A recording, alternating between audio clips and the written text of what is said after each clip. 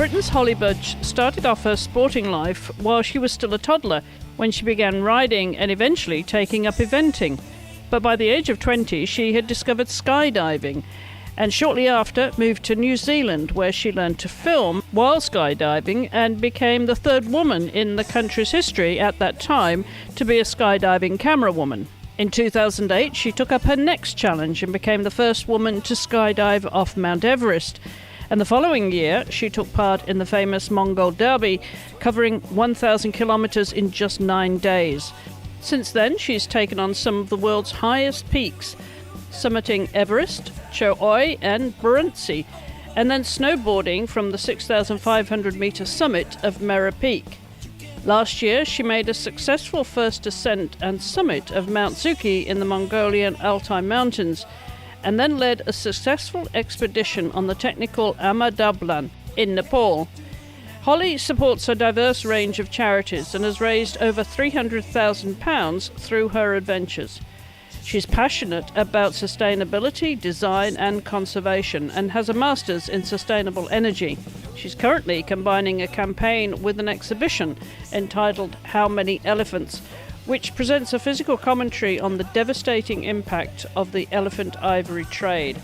96 elephants are poached every day, which at that rate would make them extinct by 2025. And Holly joins me now from her home in Hampshire, England, where she's getting ready to open that exhibition this weekend. Hi Holly, Happy New Year to you. Happy New Year to you too, Chris. And how are things in sunny Hampshire? I'm not sure about sunny, but things are good. I'm always excited to get into a new year and get on with doing another year of exciting adventures and worthwhile projects. Now, I see that you list yourself as an adventurer, a conservationist, and a motivational speaker. Is that your order of preference on how you like to be known? I've never been asked that, so that's a good question. I think I'm equally as passionate about adventuring and the conservation side of things. And then when I'm home, I love sharing those stories, and that's my bread and butter too. So I think they're all of equal measure, those three. Now, before we get into what you're doing now, Holly, let's rewind a little bit, because I believe you started off as a rider, and we share that common interest, of course, in eventing. How did that come about? Yeah, so I was born in the saddle, it's safe to say. I think I was sitting on a horse, from a very, very young age. And then I remember competing probably when I was about 6 or 7 years old. That's when I started eventing. So dressage, cross country and show jumping. And then I went on to represent my country in the Amateurs Nation Cup in Ireland. That was when I was about 18 or 19. And I absolutely loved it. And I've always said to people, the adrenaline rush I get from galloping around big cross-country courses, I just can't parallel that with anything else that I've done. So jumping out of aeroplanes, which, I was doing every day for a time in my life, didn't come anywhere close to the adrenaline and the fear that I got riding around big tracks, on a horse. But I don't ride at the moment. I'm without a horse, so I'm having a break in my riding. So what was the turning point then, Holly? What made you stop eventing and turn to other adventures? So the turning point for me was when I went backpacking when I was 21. I went around Australia and New Zealand, as a lot of people do.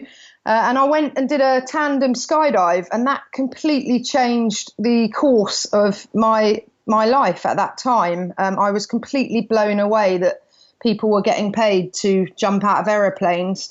And my careers advisor at school hadn't mentioned that as a possible career option. So I, right there and then, decided that I wanted to become a skydiving camerawoman. And I like to call it the arrogance of youth. And I mean arrogance in a positive sense, that I didn't see any problems with moving halfway around the world to New Zealand to get a job skydiving, which I knew nothing about, and get a job as a camerawoman, and I knew nothing about filming, but none of that mattered. So I did get my job. I was the third woman ever to have worked in New Zealand as a camerawoman at that time. So yeah, it just sort of happened. I didn't plan for that. That was just one of life's, twists of fate. And that led me, on to the other side of the world, doing something completely different than riding horses. So presumably you always had a head for heights then. That wasn't an issue here. What did you find you most got out of it, Holly? So that lasted on and off for about 5 years. And I absolutely loved it. It was a dream job at that time in my life. 2 jumps, the cost, what I got paid for 2 jumps covered my rent for the whole month. And I was doing anywhere up to 14 jumps a day. So I felt very rich at that time in my life. And New Zealand was quite cheap then. So it was an amazing job for that time. And it taught me it taught me a huge amount, and a huge amount about managing fear and being able to overcome fears. So by the time I was a fully fledged camera woman, I could be going up in the plane 12 to 14 times a day, and my heart rate wouldn't have changed from me sitting here talking to you. So I was able to really manage through breathing and through trusting myself, backing myself to make good decisions. I guess it gave me a lot of belief in myself and my ability of what I could and couldn't do. And also when you're skydiving, there's no one there to ask questions. When you're in free fall under parachute, it's just you on your own, or it was for me anyway. Obviously if you're doing a tandem, you can chat away, but when you're working as a solo jumper, you have to back yourself to make the right decisions and quickly, because there is no one else to ask.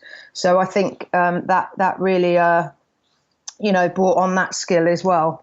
If you didn't have a fear of heights then, that there was a fear, what was that fear that you were managing? I think it's very unnatural to be plummeting to anywhere around the 120 mile an hour sort of limit. So I don't think there's anything natural about that. Everything in your body is screaming, no, this isn't right, especially when you're a beginner and you're learning. But then, is there anything natural about, as we said earlier, galloping towards a jump on a horse flat out? None of these things are natural or don't come naturally to us. So I think there's always a fear that maybe that fear is that you're going to hurt yourself, or worse still, you don't want to kill yourself.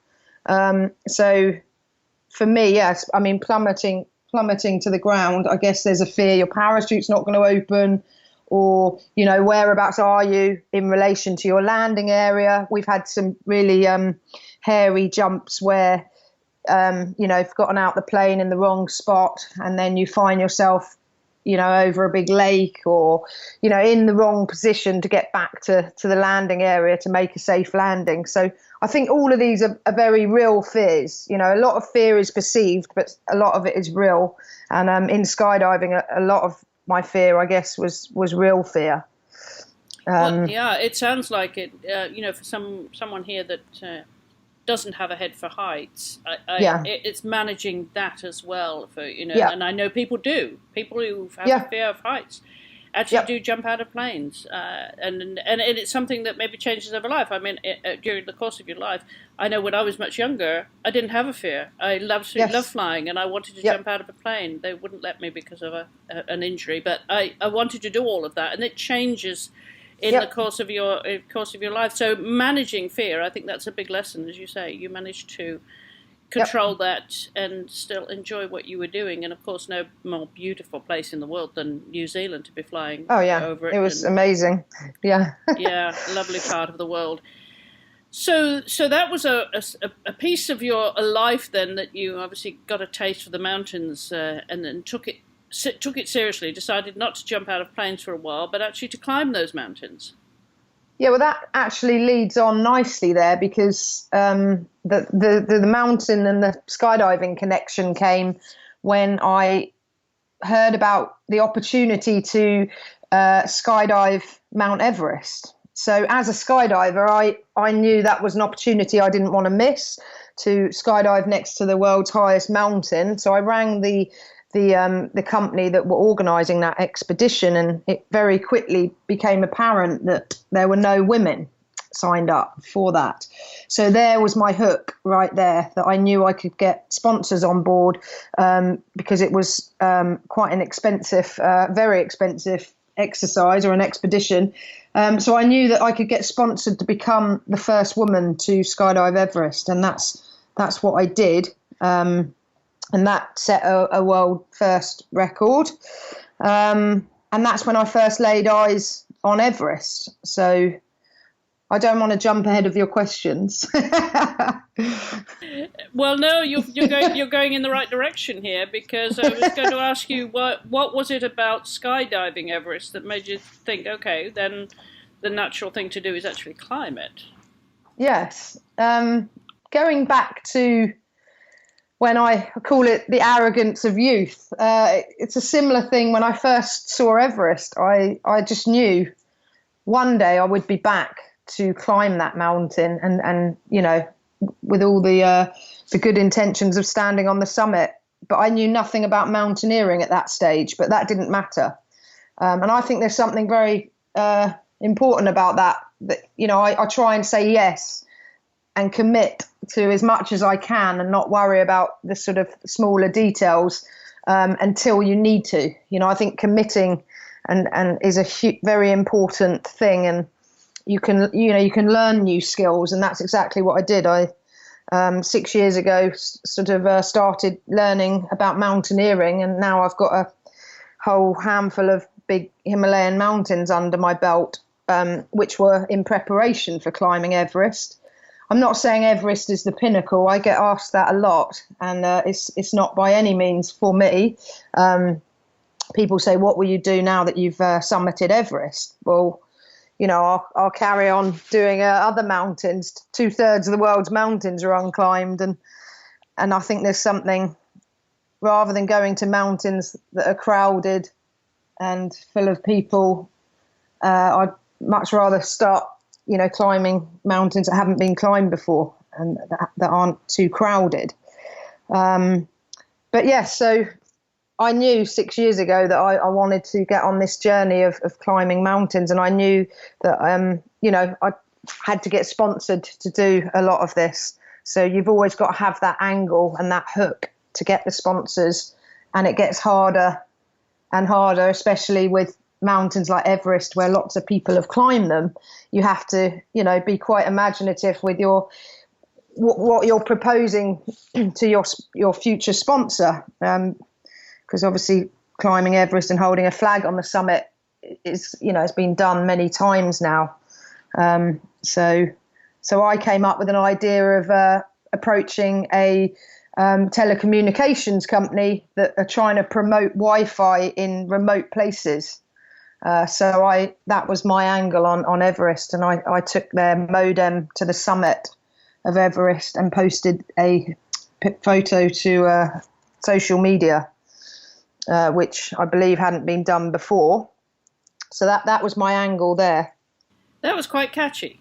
Yeah. Wi-Fi reaches everywhere. Good idea, Holly. And of course, we've heard Everest stories from Cathy O'Dowd, who you will know, she was the first woman to ascend Everest on both faces, and she's now the host of a brand new podcast, The Business of Adventure, called New Horizons, the show. But she started this Business of Adventure. You talked about raising sponsorship and being original. Well, Cathy is going to cover all aspects of the fundraising that you need to do with a big adventure like that. And have you then had all of your big adventures sponsored then, Holly? I mean, is that Yes, how I you have. got about it? Okay. Yeah, I wouldn't have been able to do them if I hadn't. So yeah, everything I've done, and it does get easier the more the sort of as my portfolio grows. I suppose it's definitely easier approaching the sponsors with some big expeditions under your belt. When you're a more proven entity, but it's by no means easy. Like it might get easier, but I'd never say it was easy. You certainly have added to your credibility, of course, with this, and there are so many more mountains to climb, as we hear. Yes. Everest is only one, and lots of adventures to come. I want to talk about what you have planned for the future before we then talk about your conservation interests, Holly. But yes. What's on your to-do list now? That's a great question. So I'm excited for 2018. There's lots going on. And again, actually, this leads quite nicely into the conservation, because now I'm very consciously taking my adventures in a new direction, where rather than it just being about the adventure itself, I want my adventures to be something greater than the adventure itself. So what I mean by that is I want to combine my conservation interests with my adventures. So my plan for this year, because I run an anti-poaching campaign for raising awareness of the African elephant crisis, I'm very passionate about that. And in the coming back from New Zealand and where I am now, I probably should mention I did a master's degree in sustainable design, and during that 2 years, which was absolutely amazing, fantastic 2 years, I got on a real journey. I was so passionate about what I was doing with the elephants, and I've written a book, and I've got a travelling exhibition which I'm right in the middle of setting up this week, and that's hopefully going to be travelled. I'm going to take that to China and South Africa and London in 2018. So my adventure, to add on to my campaign, I want to hike the Great Wall of China from one end to the other. But as well as it being about adventure, it's about research. I want to, very humbly research how elephant ivory fits into the Chinese culture. And how it's so deeply ingrained in their traditions and their beliefs and, in a culinary and medicinal sense. So I want to really explore that and go into rural China and go into very remote communities and, just see what's going on there, really. So, yes, tying that all together would be hiking the Great Wall. And then I want to showcase my exhibition in Beijing, Shanghai, and Hong Kong. So the adventure will be raising, I'll hopefully get some media attention for doing the Great Wall, which will then, be good for the exhibition and raising awareness of that. I'm also trying to train with an all-female anti-poaching team in Africa. They're the first and only all-female. I say only, that's not true. They were the first and only. There's another one now as well. Amazing women, absolutely incredible role models. So I want to go and train and immerse myself with these ladies for about 6 weeks and make a documentary about that. So that's on the cards. And I've got a TV company that right behind me with doing that, so that's very exciting. And then I'm running 3 expeditions in the Himalayas in September, October, November, one of which is going to be an all-women's hike. And then I'm taking people to a very remote village so I've worked very closely, because I've worked as an expedition leader in the Himalayas. I work very closely with the Sherpas. So one of the Sherpas we're going back to his village, and we're taking a group of people with us. And I was there recceing that 2 months ago, and some of the people in the village had never seen white skin before, so incredibly remote. So that's very worthwhile. We're going to take supplies to the local schools and do some some things like that. And then I'm taking trekkers up to Camp 1 on Ama Dablam, which is a 6,800 meter peak. It's sort of next to Everest. It's much more technical than Everest. I led an expedition there at the end of 2016, and it's a crazy mountain, really. It's rock climbing up to 6,000 meters, and then a very steep ascent up to the summit from that point on. So I'm exploring this new space of taking. It's kind of like extreme trekking, taking people off the beaten path and onto the mountain, but you don't have to have experience of snow or ice. You don't have the risk of avalanches.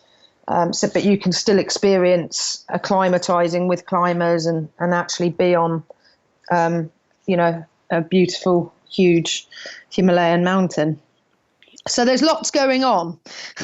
You mentioned you're going to be going back to that Everest region again. I read somewhere recently that they've changed the rules there, haven't they, to give access or limit access to Everest. Just explain that to our listeners, if you would, Holly. Yeah, so that's basically the Nepalese government don't want any solo climbers on Everest. So I climbed Everest from the Tibet side, so from the north, and they haven't enforced that on the north side, but certainly in Nepal, if you're a solo climber, you will need to be accompanied by a Himalayan guide. So I imagine there's some people up in arms about that. To be honest, I don't know a lot about Everest from the south side. One of the reasons I chose to climb it from the north is because it's much less crowded. It's much colder, it's very exposed on the north, but I wanted to avoid the crowds as much as possible. So,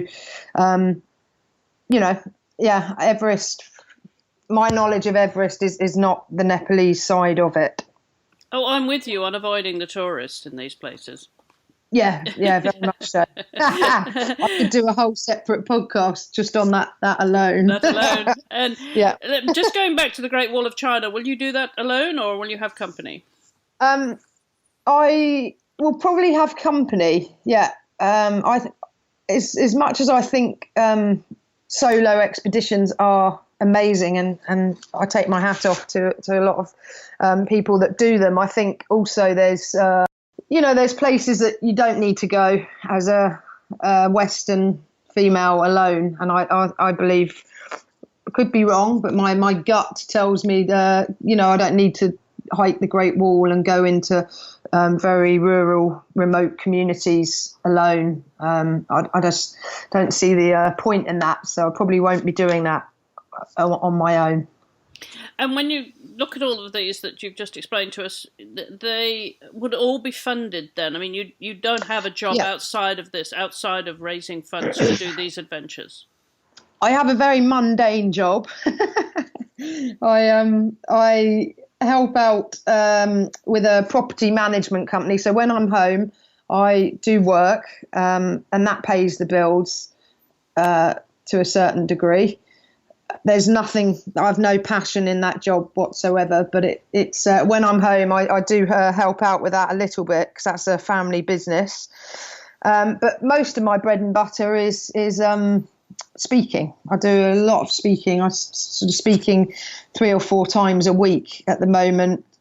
So the main bread and butter is corporate, and then that allows me to go and do talks in schools and to clubs that don't have very big budgets, if any. A lot of the times when I do talks, people just make donations to my How Many Elephants campaign. But the corporate speaking is definitely what pays the bills. So you would also add artists to your CV then? Yeah, that's right. Yeah. And in what mediums? So I've worked with a material called vegetable ivory, which is an incredible material. It's almost identical in colour and texture to elephant ivory, and it's from the South American rainforests. So when I started on my master's, I didn't people say, what came first, working with the vegetable ivory or the elephants? So I've worked with the vegetable ivory for over a decade. So I was making jewelry for the past decade with this material. It's just an incredible material. It's very versatile. You can dye it. You can do lots of different things with it. And it's from a palm tree. It's a nut from a palm tree. So I went over to Ecuador a couple of years ago and did a self-funded research project where I met the farmers and the artisans who have worked with this material. So 1 in 5 buttons pre-World War I were made from vegetable ivory, but then it got superseded by plastics. So it was a booming industry, but that dropped out when plastic came in. So it was incredibly interesting going out there and sort of, I call it a small nut with a big story. And that's what a lot of my book is about. I've written and done a huge amount of experimentation with this material. So for my elephant campaign, I've made this it's a real showpiece. It's 96 elephants cut in vegetable ivory. And that's how many elephants are poached in a day in Africa at the moment. And this piece, it's won 3 awards so far, this necklace.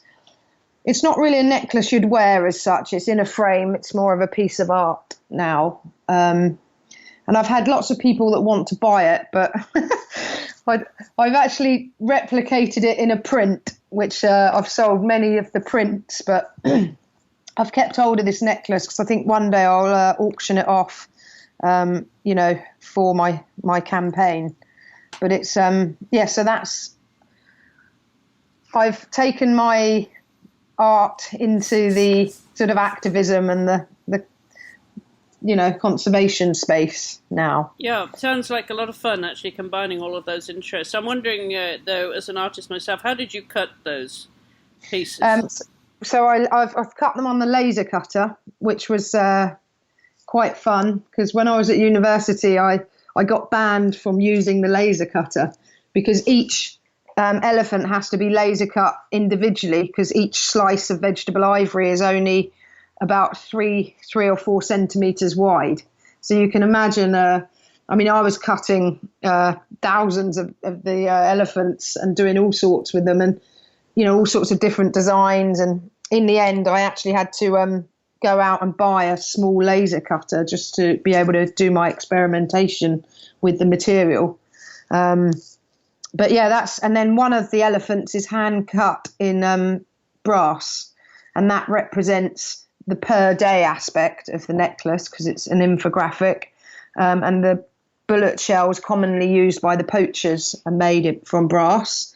And one elephant in my necklace is facing the other way to say that this crisis can still be turned around and the elephant isn't extinct yet. Well, a very worthwhile cause, Holly, obviously, and something you clearly are passionate about, so the very best of luck with that. Yeah, thank you. Yes. It's fabulous, and it sounds like it's going to pick up momentum as you go around the world with it. Yeah, I hope so, because I've never met anyone that doesn't like elephants. No, and it's they are wonderful beasts. Having ridden them myself in the jungle, they are just amazing to connect incredible. With. Yeah. And my exhibition right now, Chris, is meant to be 35,000 elephants on a wall, and that's the annual poaching rate. And it's really powerful to see data visually. So I guess I'm trying to merge scientific data with human connection. And when you stand in a room and look at 35,000 elephant silhouettes, it's just, it's incredibly powerful and very emotional for a lot of people. For sure. It has an impact, doesn't it, when you visualize it? It has a huge impact, and I've purposely avoided gruesome images. There's no sort of, I don't want to use mutilated images of mutilated elephants to shock people. I think just the sight of 35,000 elephants on the walls is shocking enough. So that's what I'm doing. That's what I've been doing the last 2 days, is setting up my next exhibition, which is opening in 2 days' time. And I think we're actually going to get about 75,000 elephants in this event space. So it's mind-blowing to stand in this room and see it. So I will be posting to my website more on that if people would like to follow along. It's okay. Yeah. We'll put a link on our show notes to that, great. Holly, and also to your social media as well, and follow your stories, because I think if we can connect with you a little bit further down the road and you can give us an update, come back on the show, maybe on our morning show, and tell us how that's going. Yeah, absolutely. Yep. Yeah, well, the very, very best of luck with all of it. It's all obviously very, very worthwhile with your conservation campaigns as well. And there's tremendous adventures, a lot of fun, I'm sure. So be careful out there and enjoy it. And thanks for taking the time to come on the program. It's been fun talking to you. It's been fun talking to you. Thank you very much. And there'll be a link in our show notes on our website at wispsports.com, where you can find links to Holly's campaign and her other adventures, as well as the social media links too. You can follow us, of course, on social media at wispsports, and you can also reach us here at info@wispsports.com. We always love to hear from you if you have any comments, questions or suggestions. And if you've already downloaded this podcast to your podcast player, be sure to check out our other shows here at Wisp Sports Radio. We have more than 750 episodes across 30 shows, and our global audience now reaches 1.5 million. So there's something for everyone. And if you'd like to keep up with what's happening in terms of daily news in women's sports, do join us on the Anchor app for our daily morning show, where I'm joined by different co-hosts from a variety of backgrounds in the world of women's sports. I'm Chris Stafford, and until the next time, thank you for listening.